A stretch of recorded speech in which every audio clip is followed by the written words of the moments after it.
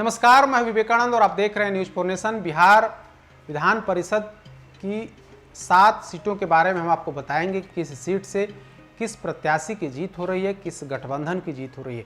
तो इस कड़ी में हम चर्चा करेंगे पश्चिम चंपारण की, पूर्वी चंपारण की, मुजफ्फरपुर की, वैशाली, सीतामढ़ी, दरभंगा और समस्तीपुर की। लेकिन सबसे पहले हम आपको पश्चिम चंपारण की चर्चा करेंगे।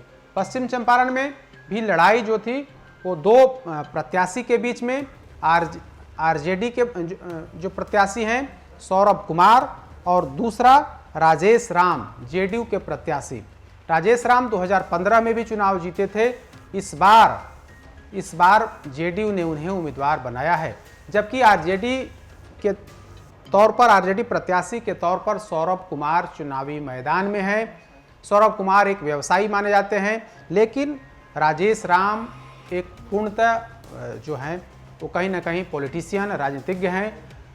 सौरभ कुमार पटना में उनका बड़ा कारोबार है, कई तरह के कारोबार हैं उनके। तो इस लिहाज से दोनों के बीच वहाँ पर सीधी लड़ाई हुई। लेकिन जो जानकारी निकल कर के सामने आ रही है, यहाँ से भी आरजेडी कैंडिडेट की स्थिति बेहतर बताई जाती है। उसके बाद हम पूर्वी चंपारण की बात कर लेते हैं। पूर्वी चंपारण में लड़ाई वैसे तो त्रिकोणात्मक थी। बीजेपी की तरफ से बबलू गुप्ता को उम्मीदवार बनाया गया, आरजेडी ने वहां से बबलू देव को उम्मीदवार बनाया, जबकि निर्दलीय प्रत्याशी के तौर पर महेश्वर सिंह चुनावी मैदान में थे। लेकिन वहां लड़ाई, कोशिश थी कि इस बार चूंकि बीजेपी में भी कहीं ना कहीं बीजेपी के नेताओं ने अपने प्रत्याशी को हराने की पूरी कोशिश की।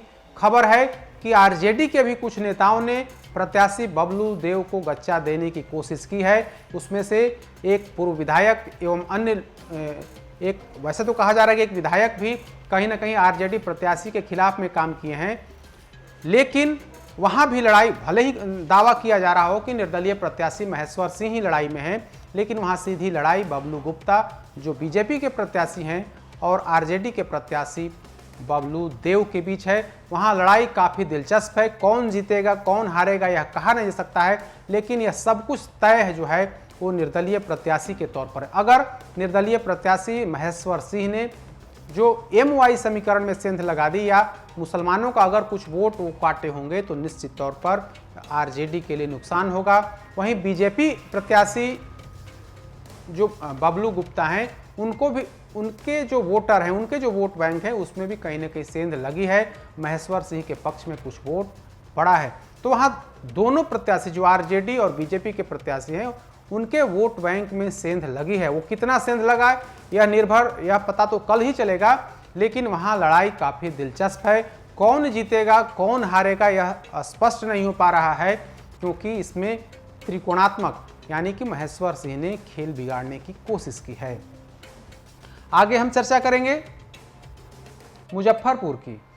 मुजफ्फरपुर सीट काफ़ी अहम है, क्योंकि इस बार आरजेडी की तरफ से, तेजस्वी यादव की तरफ से बाहुबली शंभू सिंह को वहां पर मैदान में उतारा गया था, जबकि जेडीयू प्रत्याशी के तौर पर दिनेश प्रसाद सिंह एक बार फिर से चुनावी मैदान में थे। दिनेश प्रसाद सिंह राजनीति के मंजे हुए खिलाड़ी हैं। उस जिले पर उनकी अच्छी खासी पकड़ है, लंबे समय से वहाँ प्रतिनिधित्व करते रहे हैं। तो इस लिहाज से कहीं ना कहीं उनकी पकड़ बूथ लेवल तक, वार्ड सदस्यों तक उनकी पकड़ थी, और इसका सीधा फायदा इस बार के चुनाव में भी मिलते हुए दिख रहा है। और शंभू कुमार आरजेडी कैंडिडेट की वहाँ पर स्थिति काफ़ी खराब बताई जा रही है। बताया जाता है, जो जानकारी है उसके अनुसार जेडीयू कैंडिडेट दिनेश प्रसाद सिंह को चुनाव जीतने से कोई नहीं रोक सकता। आगे हम चर्चा करेंगे वैशाली की। वैशाली सीट पर इस बार वो सीट एनडीए गठबंधन में पशुपति कुमार पारस की पार्टी को वो सीट गई थी, और वहां से भूषण राय को उम्मीदवार बनाया गया।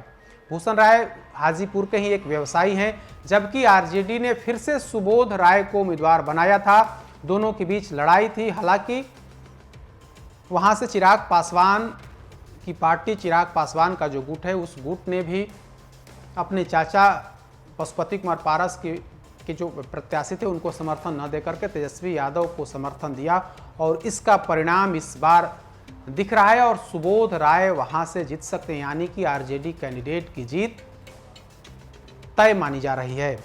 फिर हम आगे चर्चा कर लेते हैं सीतामढ़ी की। सीतामढ़ी से कब्बू खिरहर जो आरजेडी के कैंडिडेट हैं, जबकि रेखा देवी जेडीयू के कैंडिडेट वहां से बनाए गए हैं। कब्बू खिरहर के अलावे राम प्रवेश यादव एक इंडिपेंडेंट जो स्वतंत्र उम्मीदवार हैं वो हैं। नूरी बेगम कांग्रेस पार्टी की उम्मीदवार हैं, लेकिन यहाँ पर कांग्रेस या फिर निर्दलीय का कोई उनकी अच्छी स्थिति नहीं रही। कांग्रेस प्रत्याशी ने भी अपना छाप नहीं छोड़ा, इस लिहाज से वहाँ पर सीधी लड़ाई है। लेकिन राजद, हालांकि जेडीयू का दावा है कि वो सीट हम पूरे तौर पर जीत रहे हैं, वहाँ पर कहीं कोई इफ बट नहीं है, लेकिन राजद के जो नेता हैं वो भी कह रहे हैं कि कब्बू खिरहर ने मजबूत लड़ाई दी है। अब देखने वाली बात होगी वहाँ से कौन जीतता है। चर्चा है, दोनों तरफ से चर्चा है, दोनों तरफ से दावे किए जा रहे हैं, लेकिन वहाँ के बारे में हम स्पष्ट नहीं बता सकते हैं कि आखिर किसकी जीत हो रही है। वहाँ से मुकाबला बहुत नज़दीक का है। आगे चर्चा दरभंगा की करते हैं। दरभंगा के बारे में बताया जा रहा है कि इस बार बीजेपी कैंडिडेट की वहां से जीत हो सकती है। सुनील चौधरी बीजेपी के कैंडिडेट हैं। बीजेपी जो सुनील चौधरी हैं पहले विधायक थे, लेकिन इस बार वो बीजेपी में शामिल हुए और बीजेपी ने उन्हें वहां से उम्मीदवार बनाया, जबकि आरजेडी की तरफ से वहां पर जो लड़ाई है वो काफ़ी, आरजेडी प्रत्याशी ने भी काफ़ी लड़ाई दी, लेकिन पलड़ा जो है कहीं ना कहीं बीजेपी कैंडिडेट के पक्ष में भारी दिख रहा है।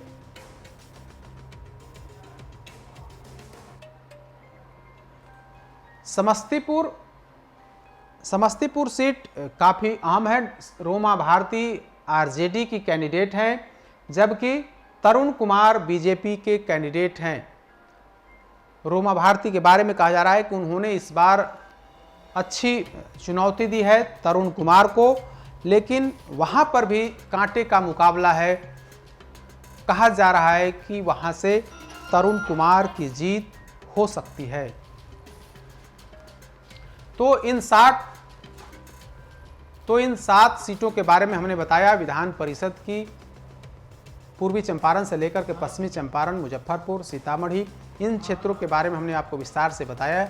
हालांकि कुछ ऐसी सीटें हैं जहां पर यह स्पष्ट नहीं हो पा रहा है कि कौन से प्रत्याशी की जीत होगी, किस दल के कैंडिडेट वहां से चुनाव जीतेंगे। इसके लिए आपको कल तक का ही इंतजार करना पड़ेगा।